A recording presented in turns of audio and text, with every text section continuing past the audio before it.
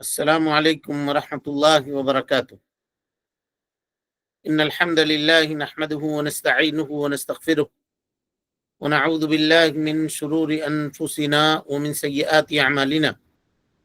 من يهده الله فلا مضل له ومن يضلل فلا هادي له، وأشهد أن لا إله إلا الله وحده لا شريك له، وأشهد أن محمدا عبده ورسوله. أما بعد، فإن خير الحديث كتاب الله، وخير الهدي هدي محمد صلى الله عليه وسلم، وشر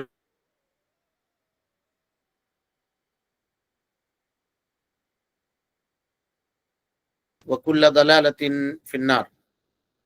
محترم حاضرین، سامعین و سامعات، ناظرین و ناظرات، مرکز طوبہ للدراسات الاسلامیہ کی جانب سے منعقد کیے گئے اس درس میں، کہ جس کا عنوان طہارت کے احکام اور اس کے مسائل ہیں، آپ تمام حضرات کا ہم خیر مقدم کرتے ہیں، اور اللہ سبحانہ و تعالی سے یہ دعا کرتے ہیں کہ وہ ہم سب کے مل بیٹھنے کو قبول فرمائے، علم دین، علم نافع سیکھنے، اس کے مطابق عمل کرنے، اس کی دعوت عام کرنے، اور اس راستے میں آنے والی مصیبتوں کے اوپر اللہ سبحانہ و تعالی ہم سب کو صبر کی توفیق نصیب فرمائے۔ محترم حاضرین، کل کے درس میں یا کل تک کے درس میں وضو کے فرائض کے تعلق سے ہم لوگ گفتگو کر رہے تھے، اور یہ بات آپ لوگ سمجھ چکے، اور انشاءاللہ اس کو آپ یاد بھی رکھیں گے ہمیشہ، کہ وضو کے فرائض کتنے ہیں؟ 8 ہیں۔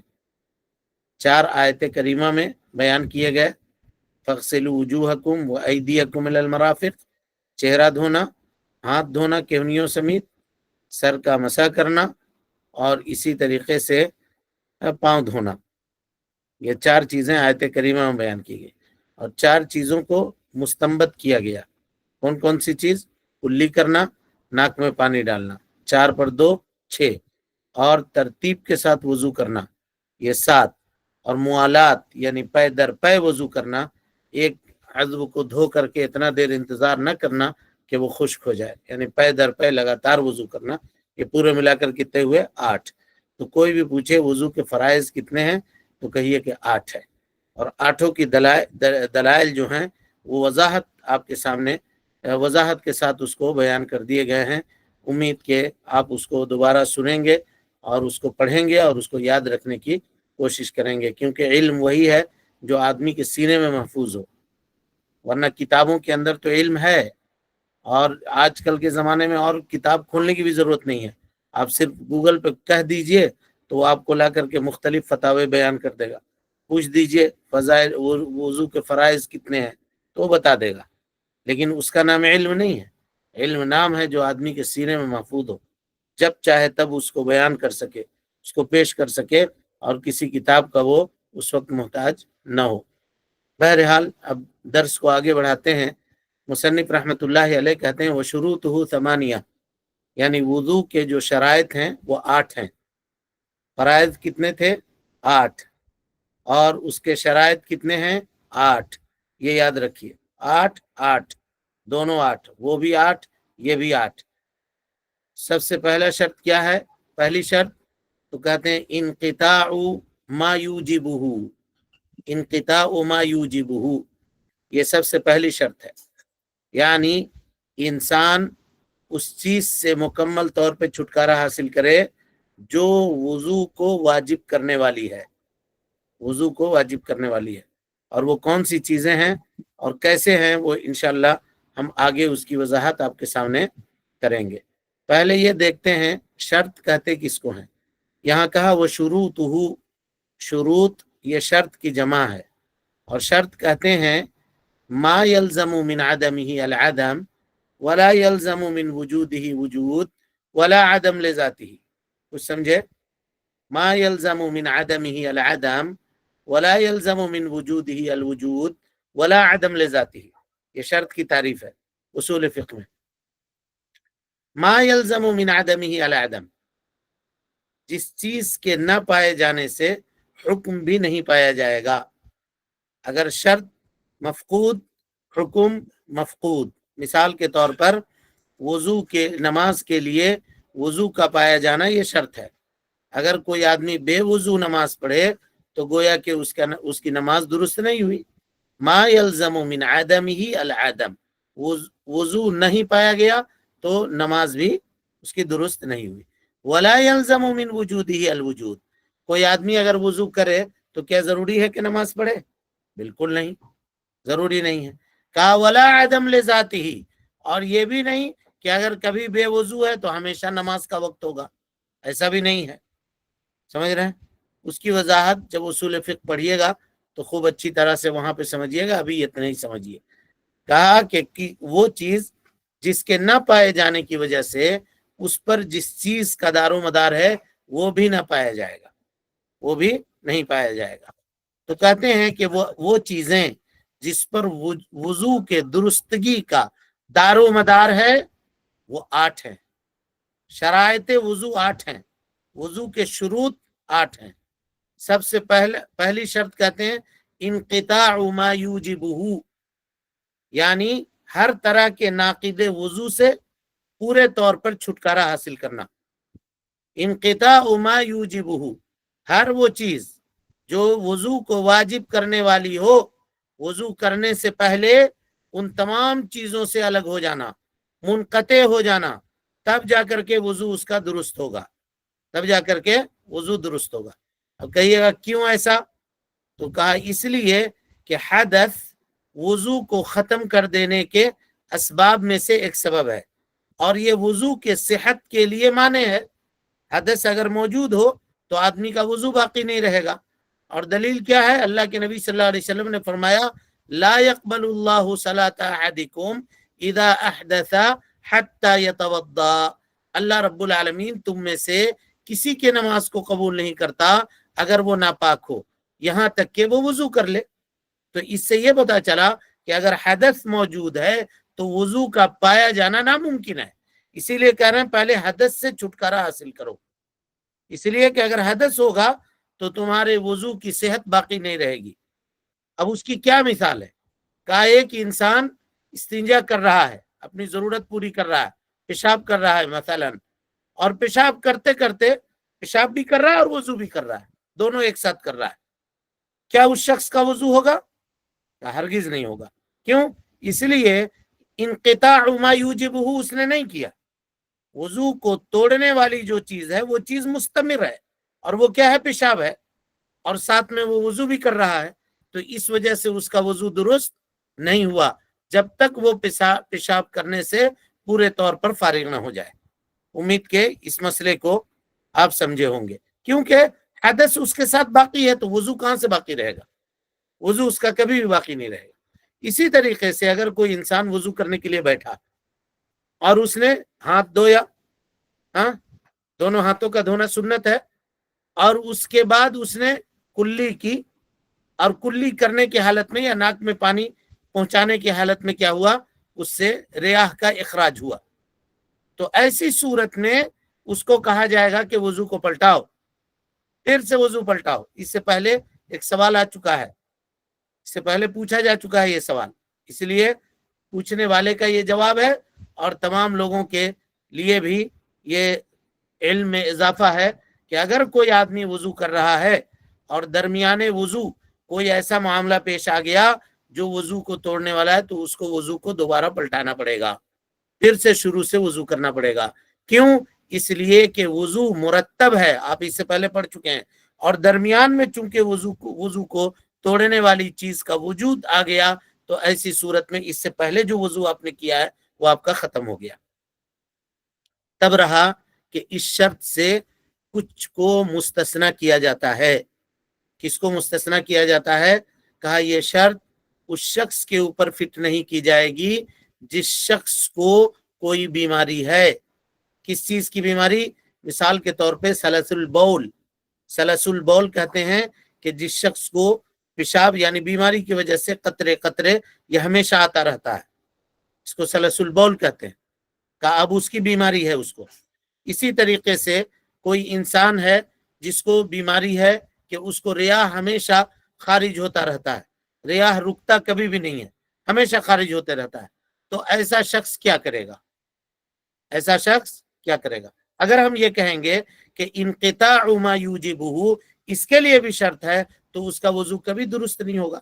وہ وضو کرنے کے لیے بیٹھے گا اور اس کو سلس البول ہے تو پیشاب کے قطرے اس کو نکل رہے ہوں گے. اور اسی طریقے سے اگر اس کو ریاح کی بیماری ہے تو وہ ریاح اس کا خارج ہوتا رہے گا دائم ہمیشہ.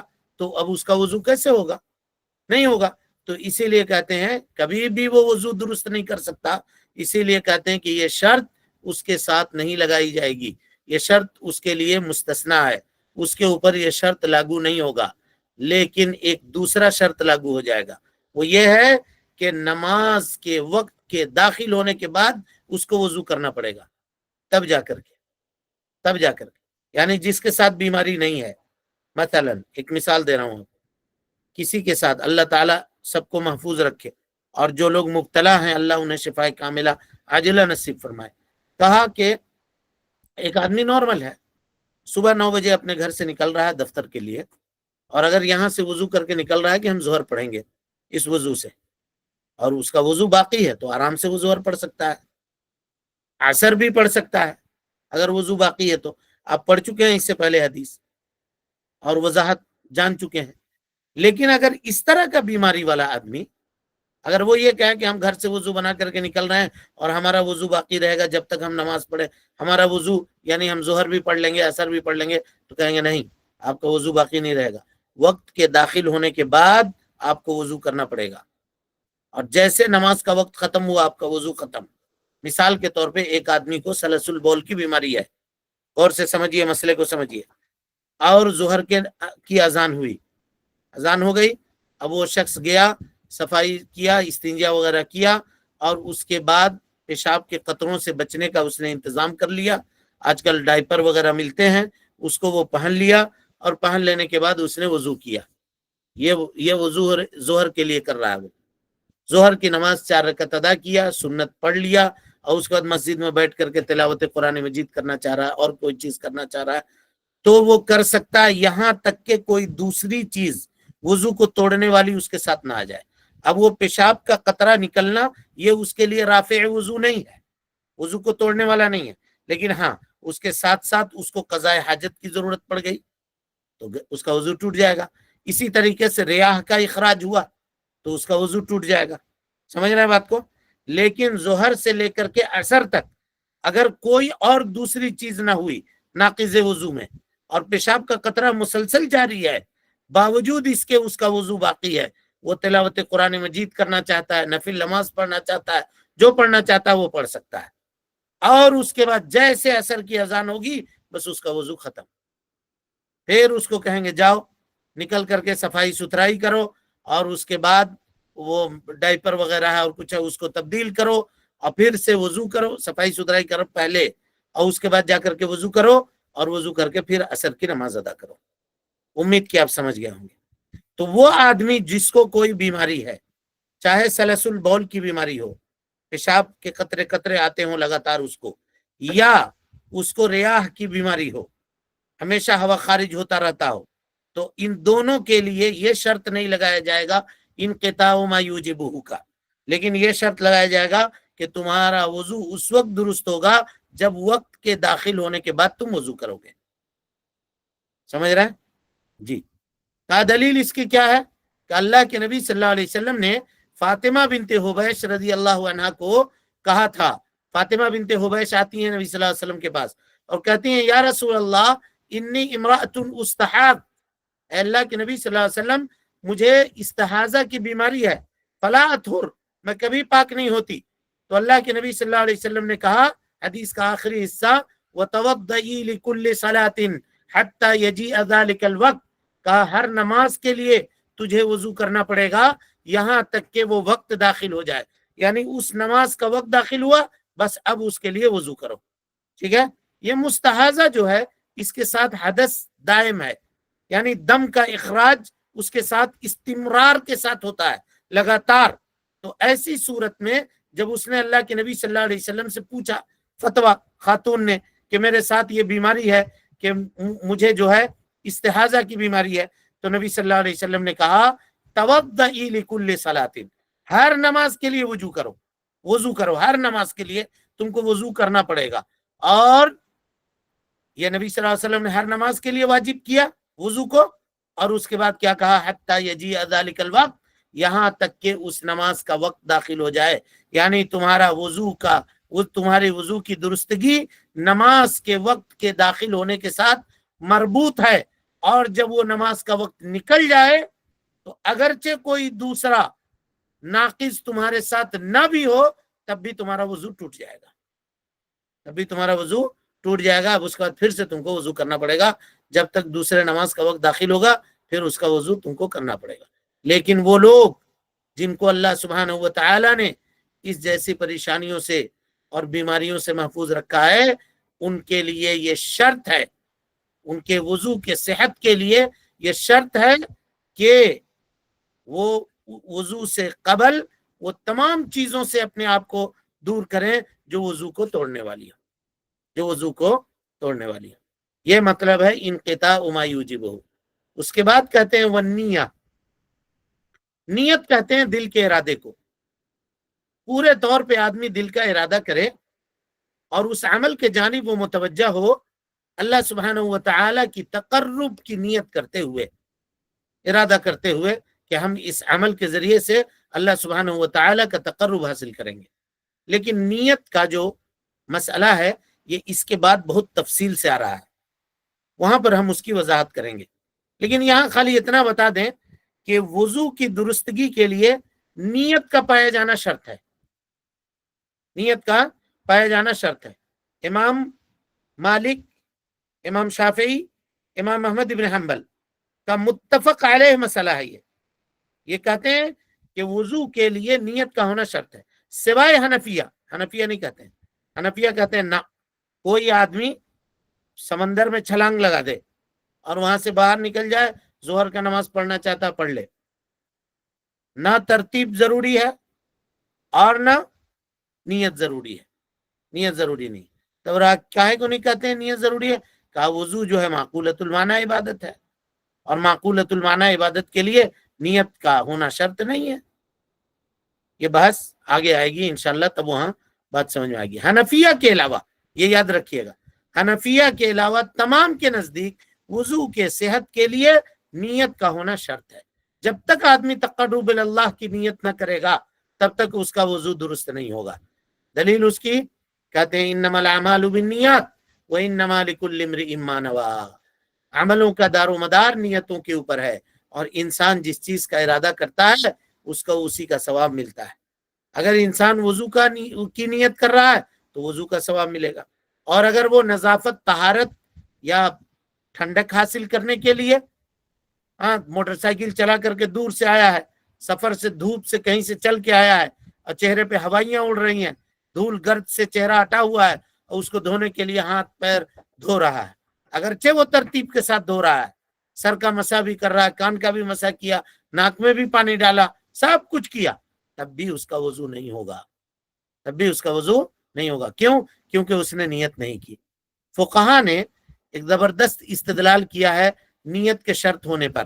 کہتے ہیں کہ اللہ سبحانہ و تعالی کا قول یا ایھا الذین آمنوا اذا قمتم الی الصلاۃ فاغسلوا وجوہکم، کہتے ہیں کہ اس آیت کے معنی میں نیت داخل ہے. کہا کیسے؟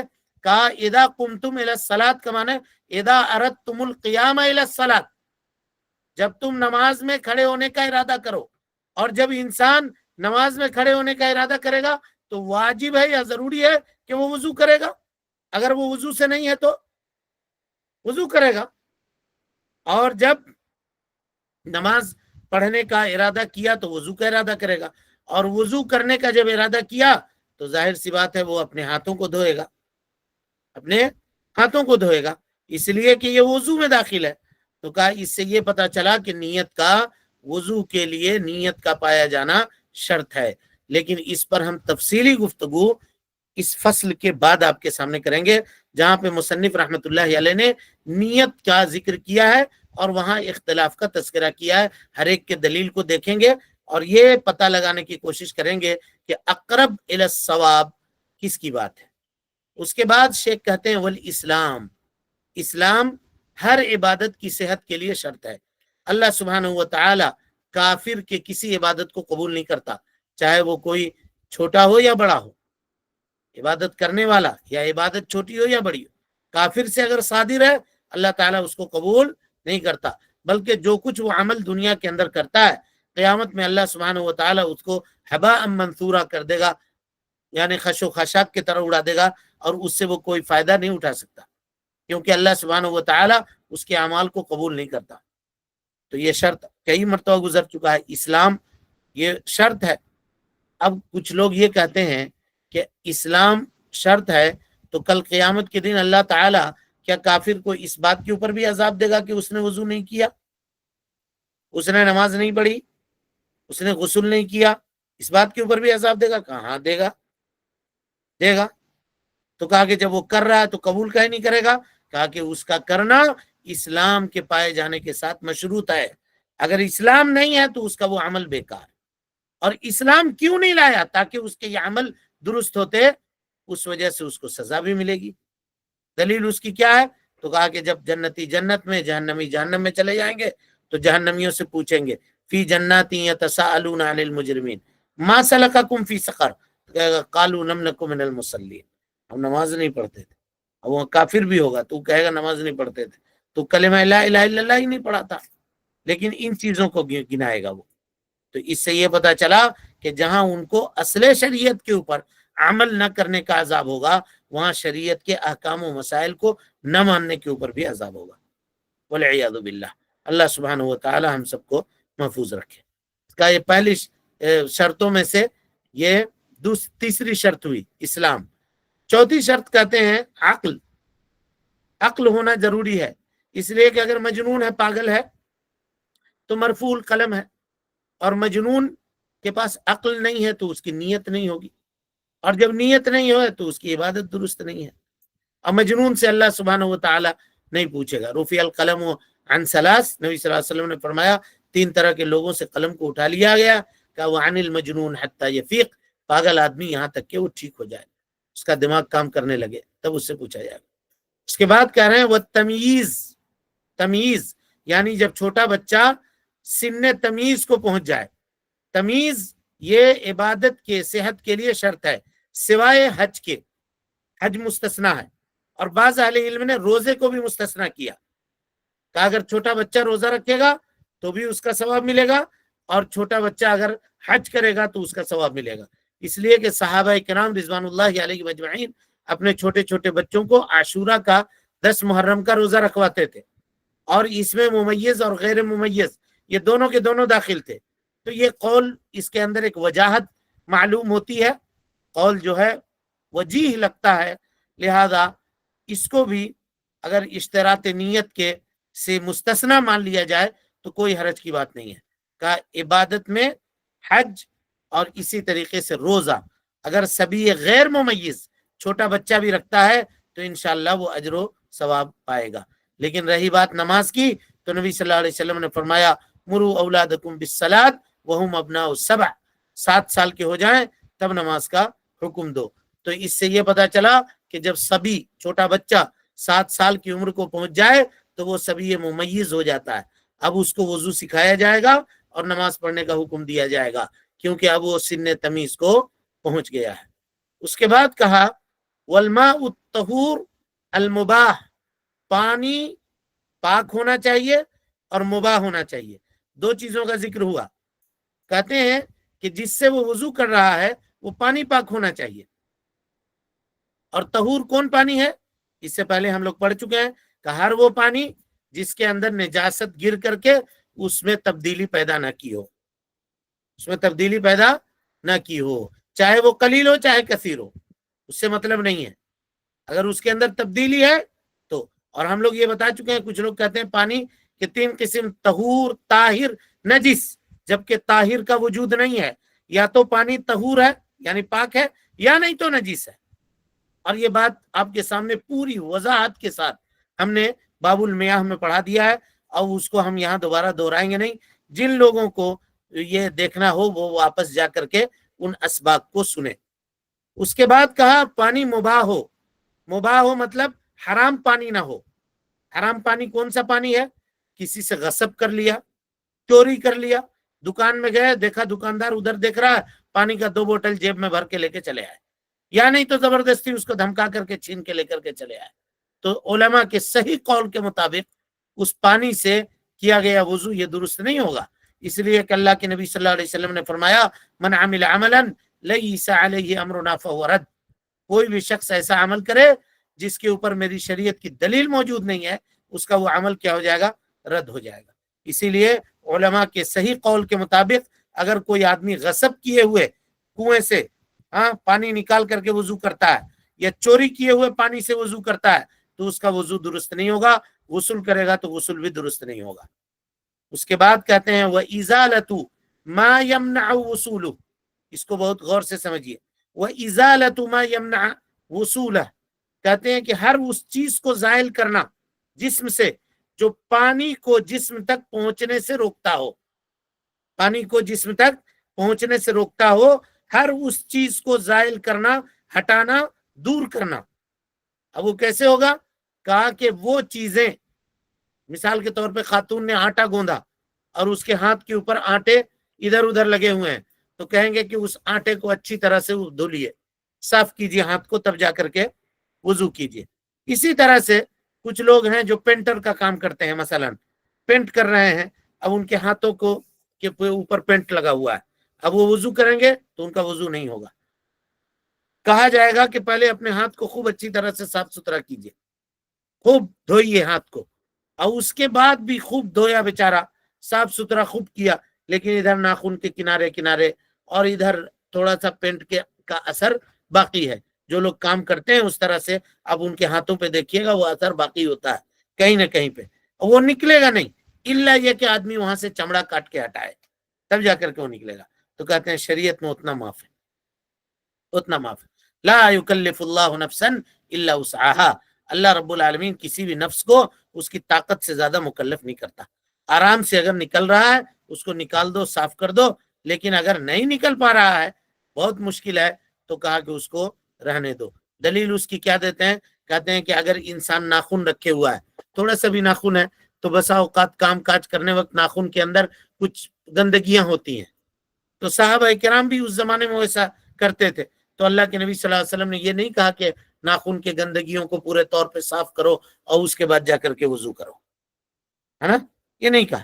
تو وہ چیز جس کو انسان نہ دیکھ سکے یا وہ چیز جس کو دور کرنے پہ وہ قادر نہ ہو تو وہ نہیں۔ عام طور پہ دیکھیے گا ان کے ناخن کے کور وغیرہ کنارے پہ پینٹ کے اثرات لگے ہوئے ہوتے ہیں تو نہیں، ہاں، لیکن کوئی خاتون اگر کیا کہتے ہیں اس کو جی، نیل پالش لگا رہی ہے تو اس کو زائل کرے، پورے طور پر اس کو زائل کرنے کی کوشش کرے، تب جا کر کے وہ وضو کرے، تب جا کر کے وضو کرے تو اس کا وضو درست ہوگا، اس کا وضو صحیح ہوگا۔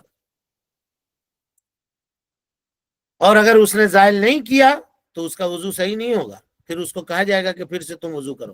مثال کے طور پر اس کی ایک مثال لیجئے، ایک آدمی وضو کیا اپنے گھر میں، وضو کر کے گیا مسجد میں، نماز ادا کر لی اس نے، ظہر کی عصر کی نماز، اور اس کے بعد جب تشہد سے فارغ ہوا، سلام پھیر کر کے بیٹھا تو اپنے پاؤں کے اوپر ہاتھ پھیرا تو دیکھا کہ اسٹیکر چپکا ہوا ہے اس کے قدم میں، پاؤں کے نیچے اسٹیکر چپکا ہوا ہے، اور ابھی وضو کر کے آیا ہے، دیکھ رہا ہے کہ اسٹیکر لگتا ہے یہ پہلے سے لگا ہوا ہے، یاد تھا کہ گھر میں ہمارے گرا ہوا تھا یہ صبح میں اور ہم کو دھیان نہیں رہا، تب کیا کہیے گا؟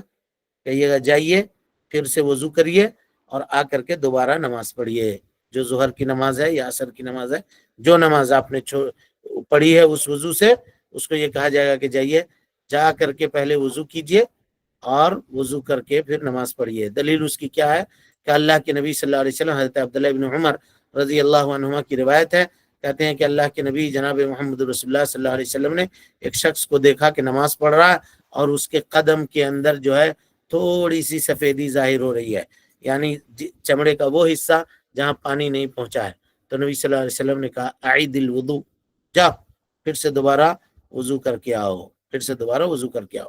تو اس سے یہ پتا چلا کہ اگر تھوڑا سا حصہ بھی باقی ہے تو اس کو دوبارہ وضو کرنا پڑے گا۔ اسی طرح سے حضرت عبداللہ بن عمر کی ایک اور روایت ہے، کہتے ہیں کہ ان نبی صلی اللہ علیہ وسلم رأى رجلا، ایک شخص کو دیکھا، فیہ مقدار الظفر، ناخن کے برابر جگہ اس کے جسم میں ایسی خالی تھی لم یصب الماء، جہاں پانی پہنچا نہیں تھا، تو اللہ کے نبی صلی اللہ علیہ وسلم نے کہا احسن وضوءک، پھر سے وضو کرو، پھر سے وضو کرو۔ تو اس سے یہ پتا چلا کہ انسان کے جسم میں کوئی ایسی چیز لگی ہوئی ہے جو پانی کو وہاں تک پہنچنے سے مانع ہے، روک رہی ہے، تو ایسی صورت میں وہ کیا کرے، اس کو پہلے زائل کرنے کی، دور کرنے کی کوشش کرے، تب جا کر کے وہ وضو کرے، تب جا کر کے وہ وضو کرے۔